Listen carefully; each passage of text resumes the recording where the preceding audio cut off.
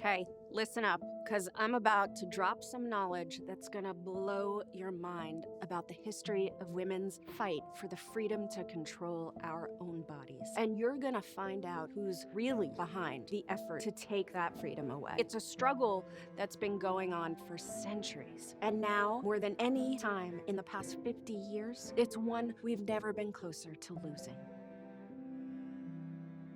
Did you know that contraception and abortion were both legal in what became the US as far back as the 1600s? Abortion was allowed by law until around 16 weeks. It wasn't until the mid 1800s that the medical establishment began a campaign to shift reproductive health care away from midwives, away from women, and toward an institution of almost exclusively male obstetricians and gynecologists. This effort was led in part by the father of modern gynecology, J. Marion Sims, infamous for forcing experimental medical procedures on enslaved Black women without anesthesia.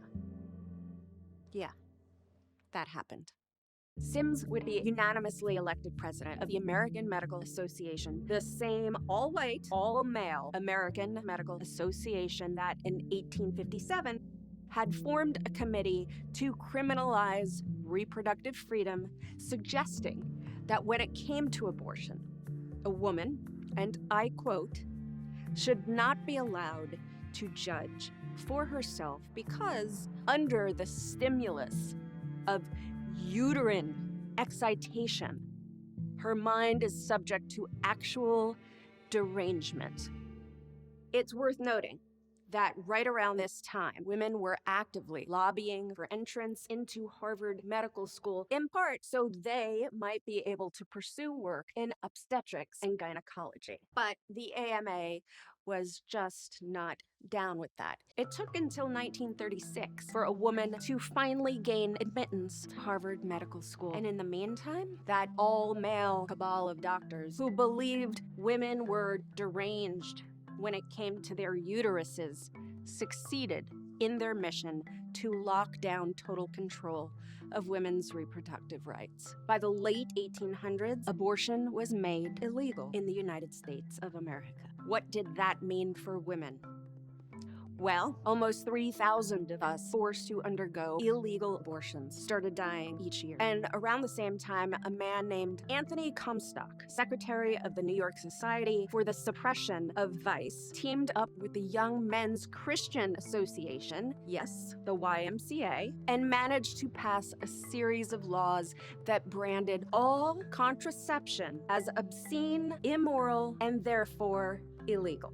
Because if a woman had access to a diaphragm or a condom, she might actually be able to have sex on her own terms, just for pleasure. So around 80 years later, in 1960, when the first ever birth control pill was introduced, it wasn't legal in some states for doctors to actually prescribe it. It took a Supreme Court case, Griswold versus Connecticut, in 1965 to make it lawful for married women to use contraception. Only married women. Unmarried women would have to wait 7 more years for their own Supreme Court case, Eisenstadt versus Baird in 1972, before they were legally allowed to use the pill. But that earlier case, Griswold versus Connecticut, was important, not just because after the birth control pill became legal, college enrollment for women who had been prescribed the pill by the age of 18 rose by 20%. The law was important because it established that a woman was allowed to use birth control based on her constitutional right to privacy. And that same right to privacy was the basis for the big one in 1973, Roe v. Wade. Why was the idea of privacy so essential in these cases? Because women in America have never been protected by an Equal Rights Amendment in the Constitution. even today, the USA is still one of the only developed countries in the world with no provision in their constitution that specifically addresses gender equality. And because women in America have never been protected by an Equal Rights Amendment, our right to bodily autonomy has never been explicitly guaranteed. So the only legal precedent that protects our constitutional right to make our own choices about our own bodies is the right to privacy, upheld in Griswold versus Connecticut and Roe v. Wade. More on that in a bit. But first, back to our history lesson. On January 22nd, 1973, the landmark Supreme Court ruling Roe versus Wade struck down a statute that had criminalized abortion in Texas. So in 1973, for the first time since the late 1800s, American women were once again in control of their reproductive freedom. And life became a lot better. Prior to 1973, abortion was so unsafe that 17% of all deaths due to pregnancy and childbirth were the result of illegal abortion.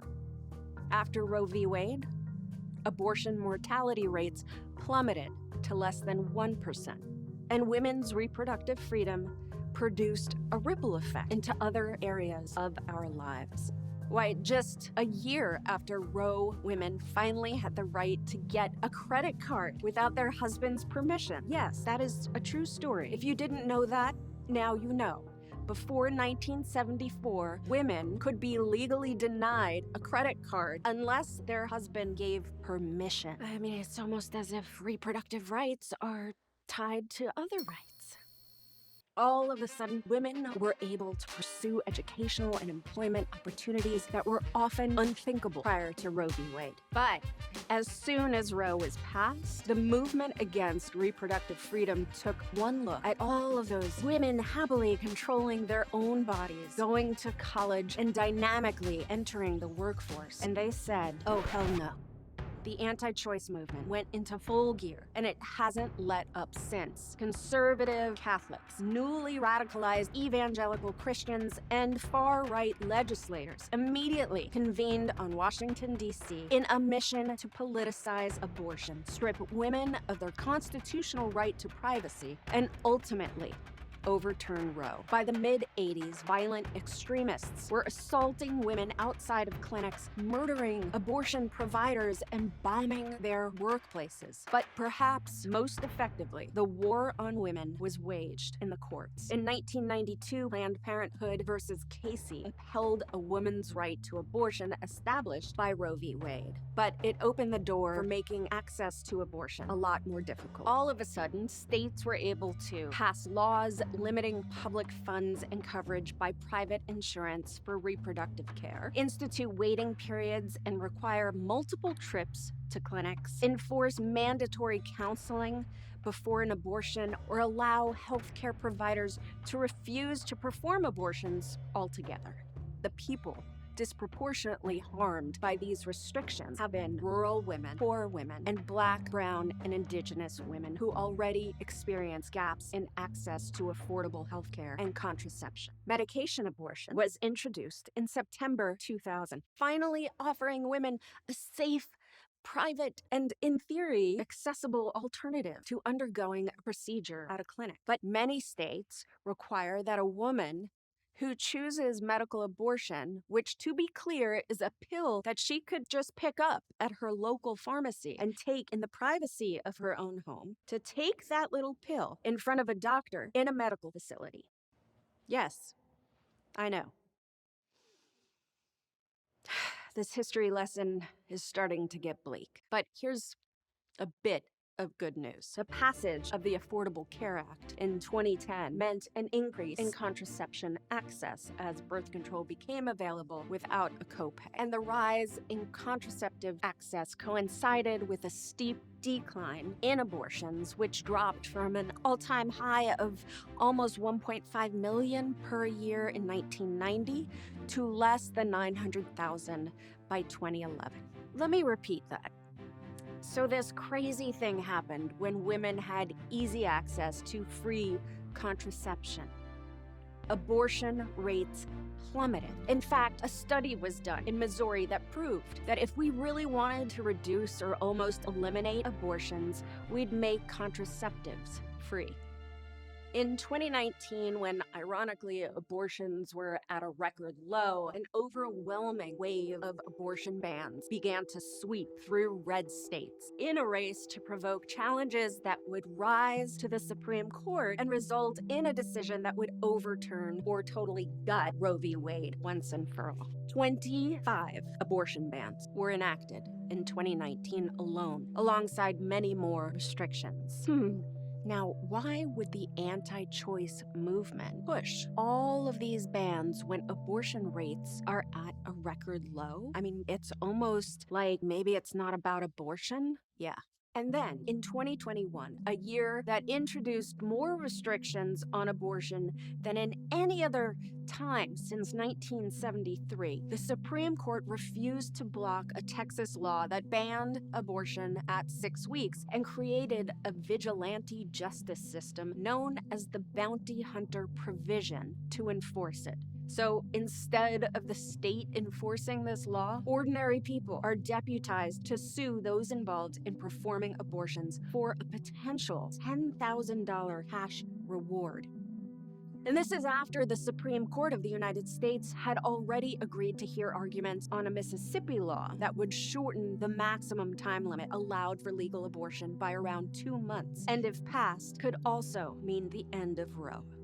The scary thing is, today, thanks to a decades-long coordinated campaign by conservative groups and the GOP, an anti-choice majority controls the Supreme Court. And that's why, more than ever, we need an Equal Rights Amendment. 38 states have ratified it. And if women are finally equal under the law in our Constitution, our right to make our own decisions about our own bodies should be part of that equality. But right now, Roe v. Wade is all we've got. It's the only thing standing between us and a world where women are criminalized for bodily autonomy, where pregnancies are forced by law. And remember, just like Roe, Griswold versus Connecticut was also founded on the principle of a woman's right to privacy. So if that principle is gutted along with Roe, legal access to contraception could be next. What about economic access, educational access? When we start legalizing the control of women, where exactly does it stop? History tells us that this was never about abortion. It's about human rights. Centuries of men telling women what we can and can't do with our bodies. So now that you know, it's time to share this video because they are really hoping that you won't. That way they can just keep making laws that take away your freedom while you're not looking. Well, I'm not going back. Are you?